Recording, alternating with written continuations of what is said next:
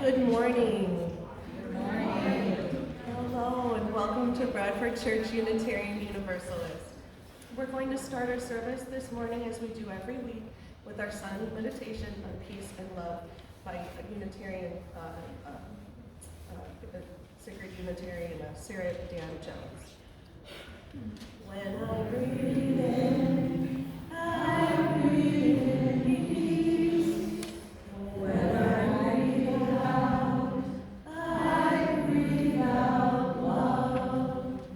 When I breathe in, I breathe in peace. When I breathe out, I breathe out love. When I breathe in, I breathe in peace. When I breathe out, I breathe out love. Thank you and good morning. Welcome to Bradford Church Unitarian Universalist. My name is Emily Alviani. My pronouns are she and her. And our guest speaker this morning is my husband, Brendan Alviani, who's also a member of the church, and he'll be sharing with us a little bit about his journey with Buddhism. We welcome all of you to our service, especially those of you who are searching for a spiritual home. Many of us were once too seeking for something larger than ourselves, to which we could belong. A sense of rootedness to hold us as we create meaning together. We do that well here, though not always perfectly. Here at Bradford, we strive not for perfection, but for authenticity and connection. We welcome you today and every day. We welcome all of who you are. Your sexuality and gender are welcome and respected here. Your chosen name and pronouns are welcome. Your chosen family is recognized and welcome here. We know we come from all different places, different religions, different beliefs, and different backgrounds. We hope that we will all find comfort, connection, challenge, and love here. Whether it's your first time in worship or your 100th time, whether you're here in person or joining us online, we hope that you'll find your questions to stretch you, people to befriend you, and liberal religious values that challenge you to join in living spiritually, leading bravely, and loving boldly. We now invite you to center yourself during this morning's prayer.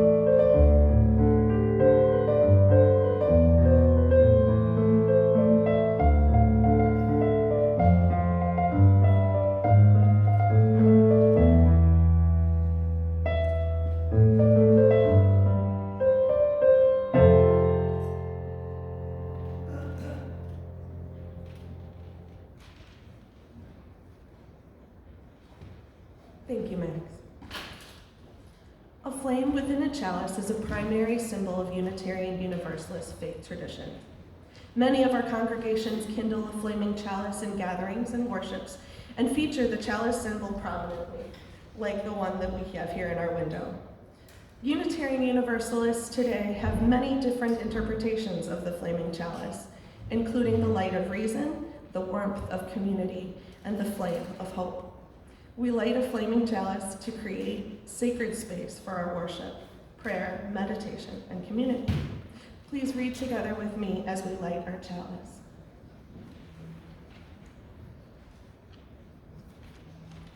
Igniting this flame reminds us, nothing stands still. We are changing, the world is changing, yet in this change, we find possibility, hope, and new beginnings.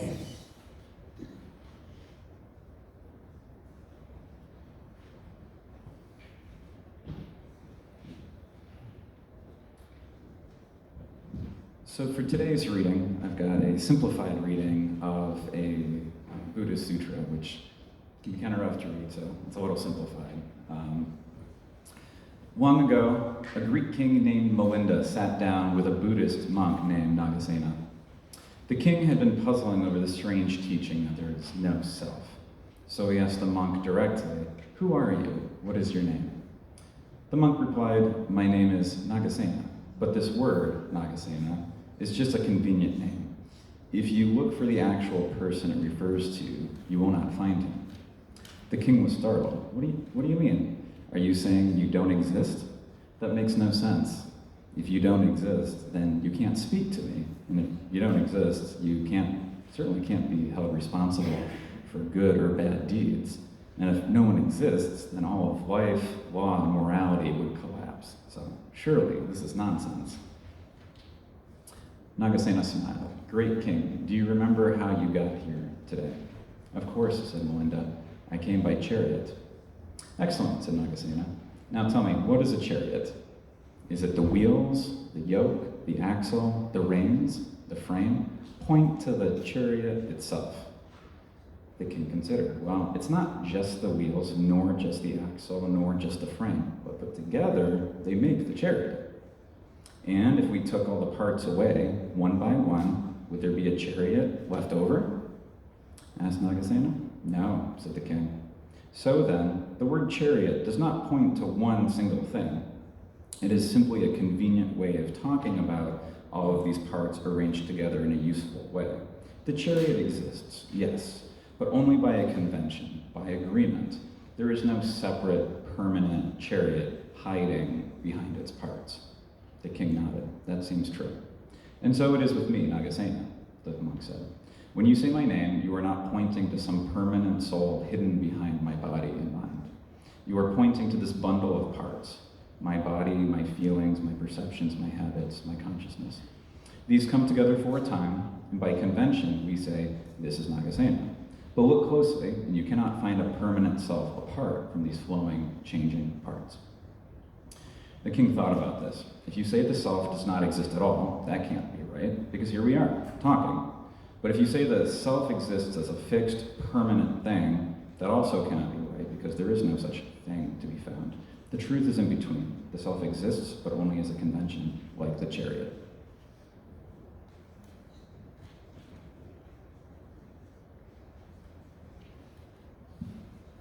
Please arise in body or spirit and join us in singing number 1017. The teal hymnals are on the edges of your robes. However, all the words will appear on the screen.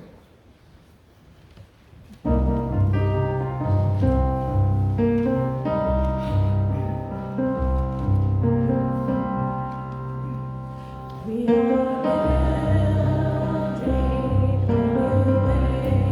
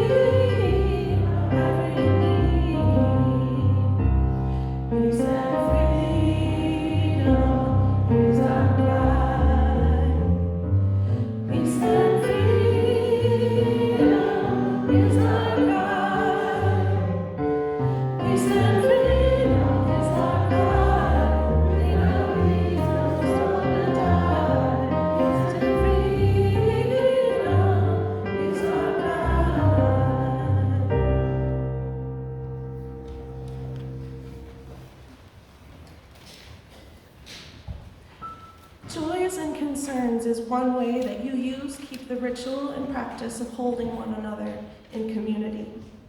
We do not put stones in the fountain because we believe they have a supernatural power to them, but we do believe there is power in standing together in these moments. The ritual of the sharing embodies that belief. What you will find in all UU congregations is recognition that to be in community means to be a part of each other's stories. In joy and sorrow, we do not walk alone. If you have a joy or concern to share, please come forward to the microphone as you are able, or we can bring a microphone to you if you are not. Introduce yourself and your pronouns at the microphone, and when you are finished, you are invited to place a stone in the chalice fountain. It is always appropriate to put a stone in the fountain silently. Please keep in mind that this is a public space and everything here may be broadcast and archived. If you wish for further sharing, please speak with a pastoral companion after the service.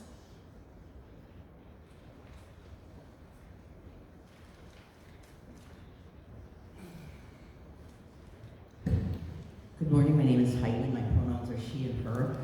I have 2 stones this morning. You might not believe it, but our youngest turned 30 on Wednesday. Our sweet Faye, yes. Our sweet Faye, who is one of the most pure spirits I've ever known in my life. My second stone is a stone of concern.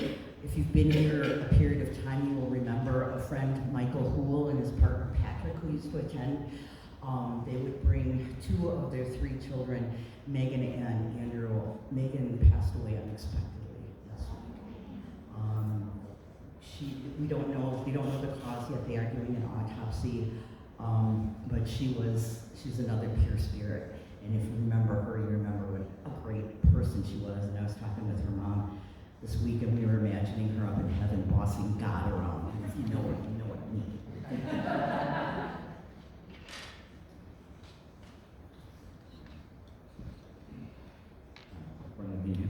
Brennan Meehan.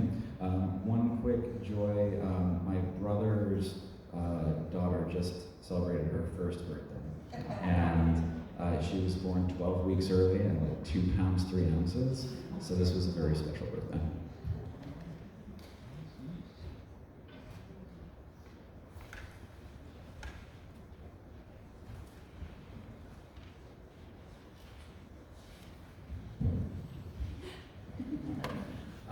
Michael, him, and it's mostly for Brandon. I'm up here because unfortunately she was supposed to have knee surgery last Friday, but unfortunately she got sick, so couldn't have that done. So we're hoping for the reschedule to be very quick, but she's on the mend. So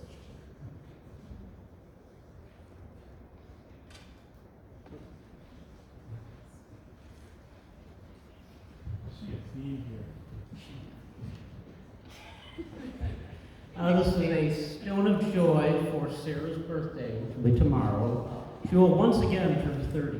24.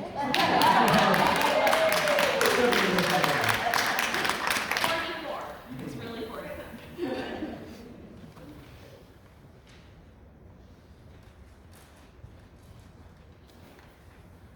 My name is Howard, and he and him, my pronouns.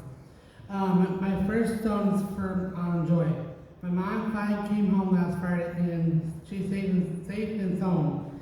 And my other stone is my friend's dog. My friend's dog passed away 4 years ago with cancer of bone.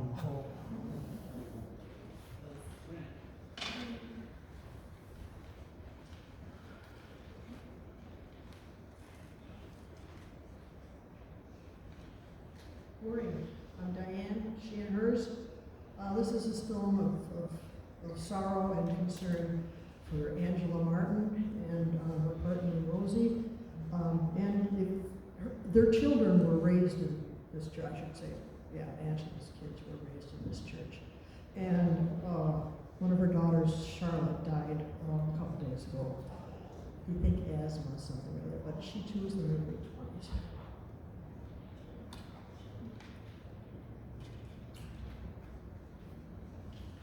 And as always, we end this portion of our ritual with a final stone for all the joys and concerns we hold silently in our hearts but cannot express aloud. Thank you.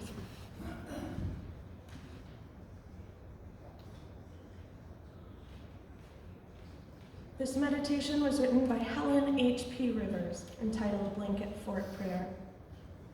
Meet me at the altar of banned books, Blanket Fort Sanctuary. We will dance to a chorus of children's laughter. Meet me in the joy, the sorrow, beneath the rainbow banner. Bring your questions, cares, concerns. Bring the glitter in your pocket and the sparkle in your smile. Bring your heavy heart, your favorite mug, and your very best swear words. Set down your very bravest face. Meet me in the heartbeat between what has been and what will be. Meet me in the flicker of our eternal flame. We need not face this moment alone. Blessed be.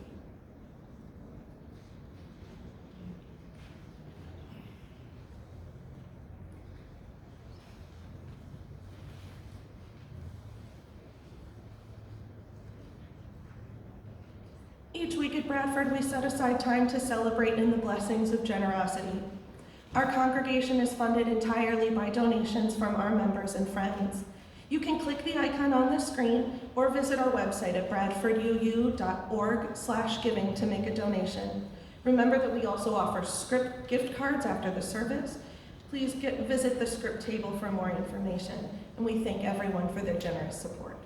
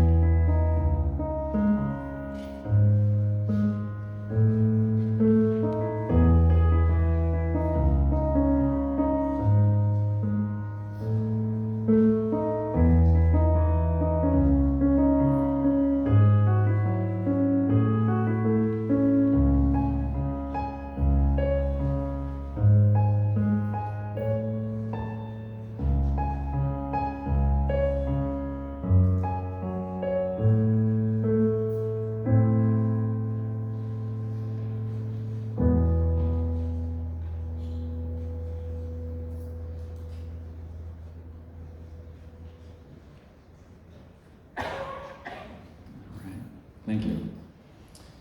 All right. I'm sorry for the Batman impression. It's my throat's a little raw. So, given that we just had Halloween and we've got Thanksgiving coming up, I'd like to share something that is both terrifying and gratifying: the Buddhist concept of self. My name is Brendan, he, him, and I've been a practicing Buddhist for about 20 years. Now, about 2,500 years ago, plenty of people sat under trees. But one of them, Siddhartha Gautama, the historic Buddha, stood up and started describing a couple of pretty important philosophical points. First off, interdependence. Nothing exists totally on its own. Everything comes into existence because of causes and conditions. I was born because of my parents. They each had all sorts of wacky life adventures that resulted in the unlikely scenario of them meeting and liking each other enough to make me. My personality has been shaped not only by them, but all sorts of wacky life adventures of my own, including by meeting some of the interesting characters in this very audience. Similarly, this lectern is made from wood from specific trees, crafted by specific craftsmen, and transported to this specific church. You can apply this logic to any phenomena and find that everything or person needs something or something else to come into existence. Impermanence is an extension of this idea. If something comes into existence because of conditions, it's going to exit existence because of conditions. We live in a complex world of entropy. Everything in our material, conditioned world arises, exists for a limited amount of time, and eventually goes away. Mountains might take a while, but literally everything goes away. Because we're interdependent on all sorts of things, ourselves are also constantly changing. Our bodies and minds age in different ways. We have life experiences that subtly or dramatically change our perspectives on things. How many of us have exactly the same thoughts about America as we did in 2015, or 2007, or 1997? From a Buddhist perspective, this logic extends to us humans. We do not have a permanent, independent self that is separate from our minds, our bodies, our experiences. If I die when I'm 95 years old while I'm in a wheelchair, the ghost of 38-year-old Brendan in perfect health doesn't come floating up from my body, ready to go play pickleball in heaven, or jump into the closest squirrel, or anything like that. So, what is the Buddhist conception of self? The Buddhists argued that every sentient being is made up of 5 constantly changing parts called the 5 aggregates. As an aside, it's like making stir fry. You aggregate all these different ingredients into a dish. While you're eating it, you might call a piece of broccoli or a piece of tofu an aggregate, a piece of the whole. So the 5 aggregates, the 5 components of self, if you will. First, there's form, aka our physical body, but we're more than just a pretty face. Then there's feelings, pleasant or unpleasant, that color our experience. We're sentient after all. Then perception, our ability to recognize and name what we encounter, the inputs to our experience. This is where we use our eyes, ears, nose, skin, and tongue. Then mental formations, our habits, emotions, intentions, all the mental processes that drive us. We are thinking creatures after all, even if some bumper stickers suggest otherwise. Finally, consciousness, the awareness that knows experiences it all. And that's it. That's the Buddhist definition of self. Put those together and you get what we call Brendan or Emily, you. But look for a permanent, unchanging self hiding behind them, and there's nothing to find. The self is just a label we conveniently give to this ongoing bundle of processes. The trench coat, if you will, the trench coat, if you will, that covers 3 raccoons. Which, interestingly enough, each have 2 wolves inside of each of them.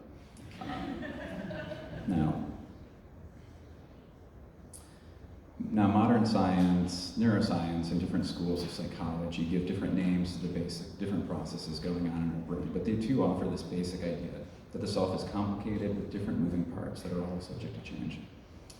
So a lot of Buddhist practice is letting go of our ego, of a fixed sense of self. So according to the 4 Noble Truths, attachment is a main cause of suffering, especially attachment to our sense of self. Experiences that we feel entitled to, relationships we have with others, and things that we perceive as ours. As a kid, I was very attached to a stuffed dog named Bushtail that I carried around everywhere. And when I lost him, I lost it, you know? We get attached to these things, and then, because everything changes, there's a break, and we no longer have that thing, that experience, that same sense of self. And we suffer. Now, Buddhist psychology later elaborated on this by suggesting that 3 poisons feed a lot of our attachments and sufferings. And these 3 poisons are desire, aversion, and ignorance. So, desire. This is like you pulling pleasant things towards you, striving to get attached, like, ooh, a lollipop.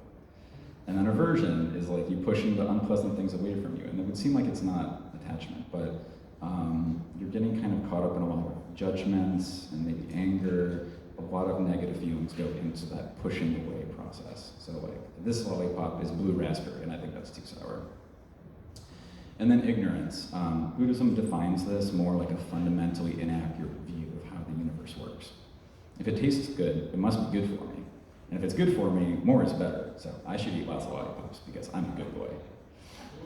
So these 3 poisons are problems because we're selfing. We're inserting ourself into the middle of all sorts of things that don't necessarily involve the self. Like, no one's giving you a blue raspberry lollipop because they hate you. You don't have to eat Hawaiian pizza exclusively, even if it is the best flavor. Not everything needs a Yelp review or your opinion. Being able to step back and see phenomena as phenomena, things as they really are, a lollipop as a lollipop, without inserting yourself into the equation, that's real peace from a Buddhist perspective. Now, if I tried to patch over all of my feelings of unhappiness with status, really depend on being like president of a successful piano store. Or if my happiness depended on everyone thinking I was really smart, I might need to use all sort of fancy words like aggregate or mental formations. But, like, if I'm just 3 raccoons in a trench coat, like, who cares, you know? I can be president or a substitute teacher and appreciate each job for what it is. Maybe the raccoons are really smart, maybe they're not, but they can still, like, live in the moment and enjoy a good garbage pizza.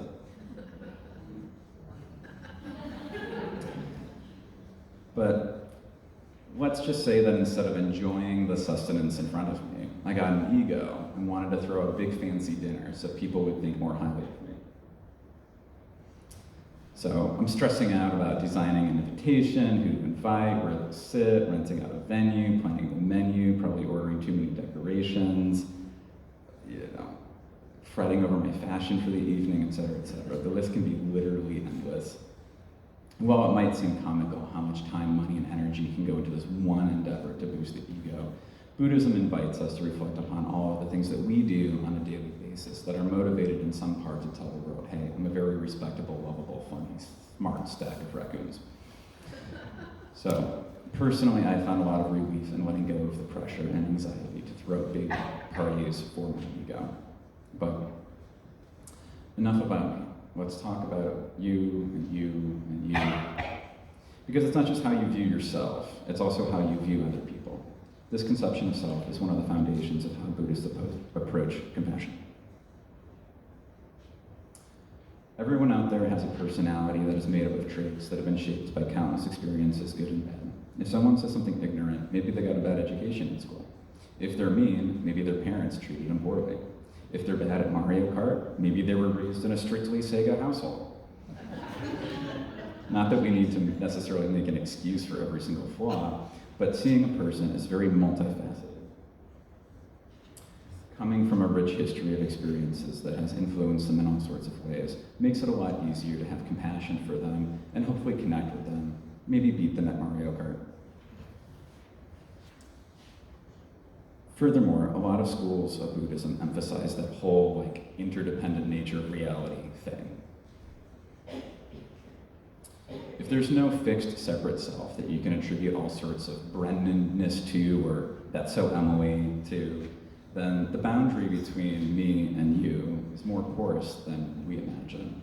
Your suffering and my suffering are not two completely different things. To relieve your pain is to relieve the conditions that would otherwise shape my own life. Whether for ourselves or others, a lot of our practice as Buddhists is cultivating the conditions for future positive benefits. One of the things I really like about Buddhism is that rather than a Western conception of things being like good or evil or actions being sinful, a lot of the times it's more like, was that helpful or unhelpful? We see ourselves and others as largely the results of causes and conditions. The trick is to shape those causes and conditions the best we can, and I find that incredibly empowering. It's worth pointing out that while the Buddha described every physical thing in the material world as interdependent and impermanent, that doesn't mean we need to abandon belief in something greater than ourselves. 1 + 2 will always equal 3, even billions of years from now. Light in a vacuum still travels at a constant rate, even if it might travel faster or slower in certain conditions. Gravity is still there, even if our experience of it will feel different on different planets. If you're playing pool and the white cue ball runs into the 8 ball, the 8 ball will move, perhaps in the way you want, perhaps in a different direction, but causality is still at work. The universe is a very complicated game of pool, and that doesn't stop. But more important than basic principles of physics remaining in play, there are larger human principles that are constant as well. Because the material world is constantly shifting, it's pretty much guaranteed to cause some unpleasant friction to us sentient beings. That's what Buddhists call samsara, the repeating pattern of dissatisfaction. It doesn't mean you're a bad person, it just means you're on the same merry-go-round as the rest of us mammals. Furthermore, trying to reduce suffering of other sentient beings is always a good thing. Samsara is a constant, but so is compassion. All Buddhists cultivate skillful compassion as part of their practice. When you can work to end the suffering of others, when you can see your interdependence with other sentient beings, you can loosen the bonds of the ego that keep you from nirvana, the cessation of suffering. Using compassion to help real people in your real day-to-day life is grounding, and motivating in a way that's different than dry contemplation of the principles of the universe, and as such is an important win-win force towards reducing suffering for all. And life is not just suffering. We all have a capacity to appreciate the good things in life. We all have the perception and consciousness to have awareness of the gifts that reality is constantly handing us. The amount of happiness that we as mortal beings get out of our limited time here is directly proportional to how much awareness we bring to these daily gifts of goodness we get to unwrap. Reality is a constant. It will continue to exist in some form or fashion. Each of us makes all sorts of causes and conditions that ripple outward, impacting other humans and other phenomena. These humans will make their own ripples too, perhaps influenced by you to some degree. While our bodies won't last forever, and Buddhists believe that there is no independent permanent self, our ripples of love and compassion do have an impact on reality. Our reality is fundamentally different because of the actions that you take, positive and negative. This universe is different than the alternative universe that is absent of you and your actions. Buddhists don't usually say the word love because it gets messy with the whole romantic attachment thing. But in the larger sense of how Unitarian Universalists use it, I think love is absolutely an enduring principle that we can wholeheartedly believe in, that gives our lives real meaning and purpose. Some say God is love and love is real. And while that basic argument can't necessarily prove the entire old white guy with a beard of the Abrahamic traditions God, I do think it points to the more universal meaning and importance of compassion, as described by Buddhists, and love, as used by the UUs. I have a massive amount of respect for the Unitarian Universalist tradition. They don't require you to blindly believe in anyone or anything that's unprovable, but they build up community and sow the seeds of love, work for truth and seek justice, and generally encourage us fallible humans to align ourselves with the true enduring principles of this universe. Furthermore, unlike some churches that want its members to behave in very set and specific ways, Bradford has always been incredibly welcoming of those who are fluidly exploring their own identities, their faith, their gender, their sexuality, their relationships, their careers, anything. As a Buddhist, I think this embrace of the natural fluidity of each of us and the collective fluidity of this organization is beautiful. Now, while this particular congregation might be going through a lot of changes right now, we can take comfort in the fact that everything changes, and that there are things that each of us can do to influence the causes and conditions of what Bradford looks like today, tomorrow, and in the future. We don't have to seek some elusive true Bradfordness. The identity is what we make of it. I'd like to end with one of my favorite UU phrases, which I think I'm going to butcher, but I think UUs say something like, "The raccoons in me recognize the raccoons in you." I just think that's such a beautiful sentiment. So, if you take anything away from this service, I hope you can let go of your ego, and more importantly, have a more accepting, flexible view of yourself and others. Thanks for coming to my TED Talk.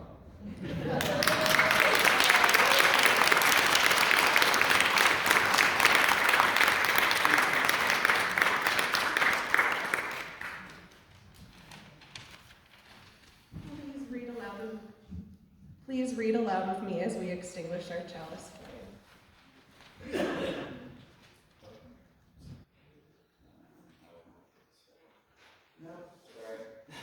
The words are published in your order of service.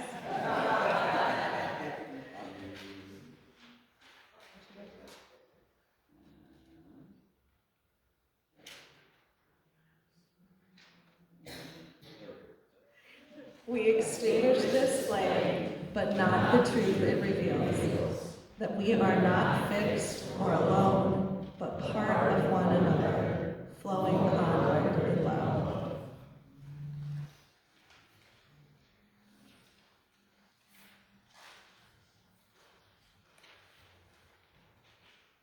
Changes abound around us, within us, between us, in our communities, our neighborhoods, and our beloved faith communities.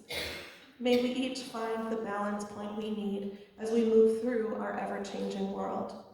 The balance between the old and the new, between the known and the unknown, between the familiar and the perhaps bold and risky possibilities that may be there waiting.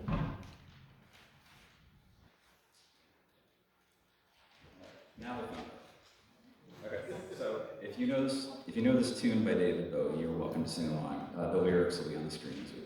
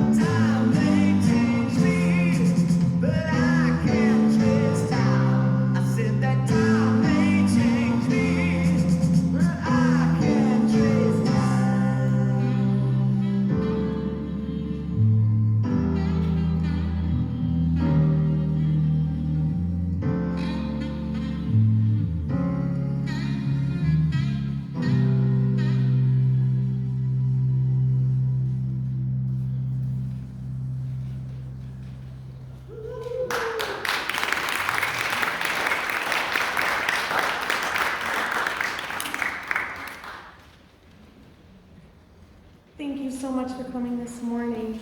If anyone has an announcement to share, please come forward as you are able. Introduce yourself and your pronouns. Whenever possible, announcements should be given to our office manager, Destiny, by Wednesday at 8 p.m. to be included in this week's order of service. Thank you.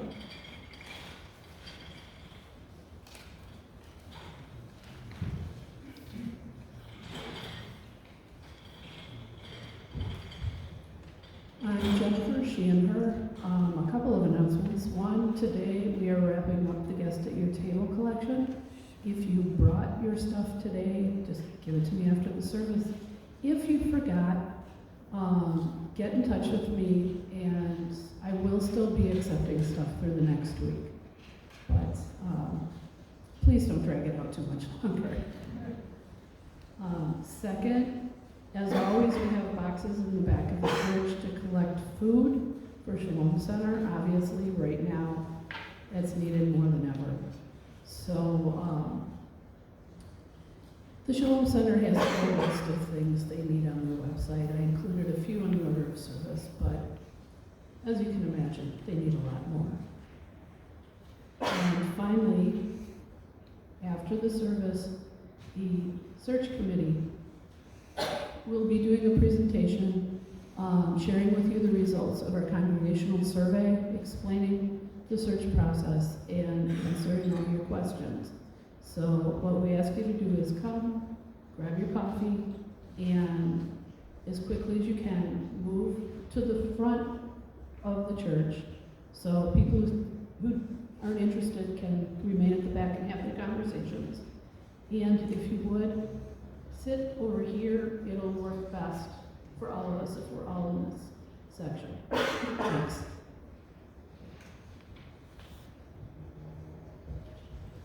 Hello, my name is Liz Ryan. My pronouns are she and her. Just a reminder today that the craft club is going to be meeting today from 1:30 to 3:30 up here in the sanctuary at the table. Supplies will be provided, so hope to see you there.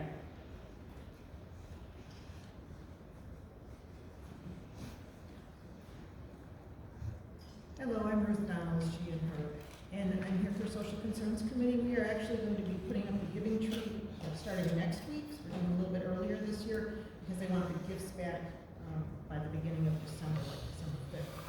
So next week, the tags will be on the tree, and we're taking 7 children, 3 gifts per child. So thank you very much.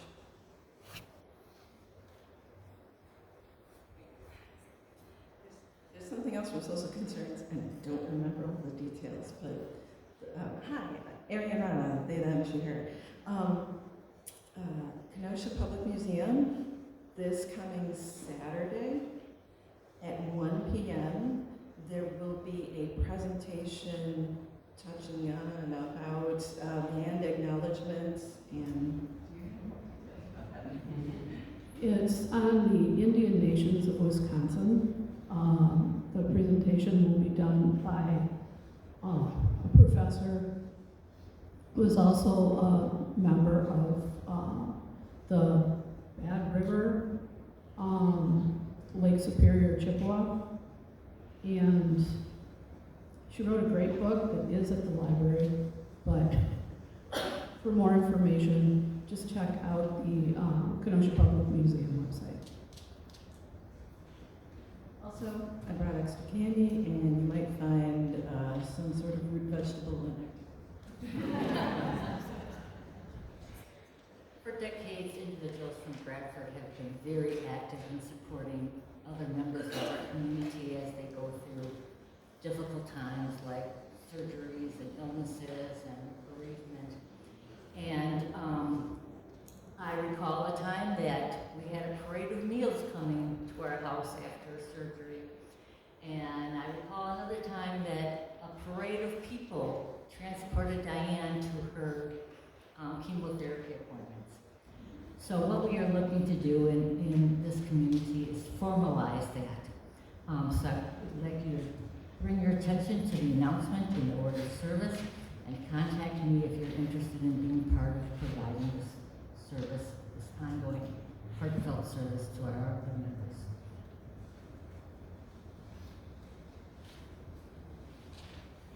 Hello again, Diane, still she and her. Of course, now the phone just went down. Okay. That's not it. Things have moved. Oh, come on. Change it. I'm a member of the Supporters of Shelter. It's a group of people in town trying to help find ways for the unsheltered to get shelter. We have an increase in the homeless population this year, like it's tripled. People living in cars, which in the winter is not good either, and on the streets and such.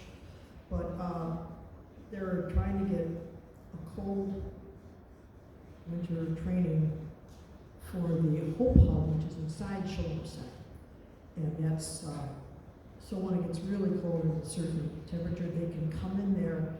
They can't lay down, unfortunately, which really hurts my heart. They can only sit at tables with their heads on the tables, but they need volunteers to man it. It used to be more like the INS program that we used to have years ago. Anyway, a volunteer training session is going to be at Shalom Center from 6 p.m. to 8 p.m. on November 20th coming up. So keep that in mind if you've got a chance. I've gone through the training. It's really good, and it doesn't mean you have to volunteer, but it might get you to a place where you consider volunteering. Diane, you're reminding me of a training session we did with Cush right before the pandemic, and Jim Lovell said something that has stuck with me for years, is if you're having trouble thinking yourself into a new way of acting, that perhaps you should act yourself into a new way of thinking. So we thank you very much for joining us in beloved community this Sunday. Please join us in the back for fellowship and coffee, or up front to hear the results of